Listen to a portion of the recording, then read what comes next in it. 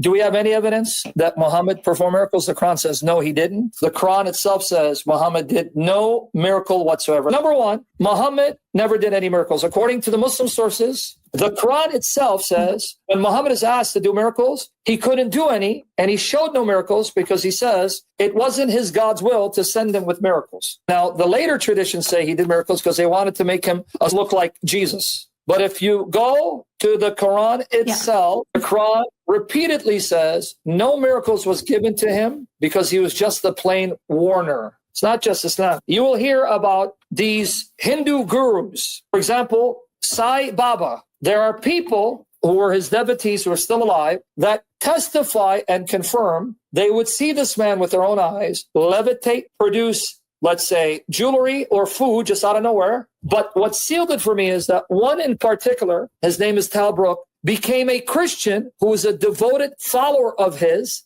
who claimed that he saw him do miracles. But then he realized by what power. He read a verse in the Bible told you and me. People will do miracles, signs, and wonders, not from God, but by Satan and demonic forces. And they will be genuine signs, but the aim of the signs is to convince you to follow the lie and not the truth. Matthew 24:23-24 was the passage that the Lord used to awaken Talbrook. Then if anyone says to you, behold, here's the Christ, or there he is, do not believe him. For false Christs and false prophets will arise and will show great signs and wonders, so as to deceive, if possible. Behold, I have told you in advance. The reason why people's faith gets shaken because they don't know the Bible. 2 Corinthians 11:13-15. For such men are false apostles, deceitful workers, disguising themselves as apostles of Christ. And no wonder, even Satan disguises himself as an angel of light. So Satan does not appear as your enemy. He'll appear as a being of light. Therefore, it is not surprising if his ministers also disguise themselves as ministers of righteousness. Now, here in 2 Thessalonians 2, we're warned that right before Jesus Christ appears, the man of sin will arise,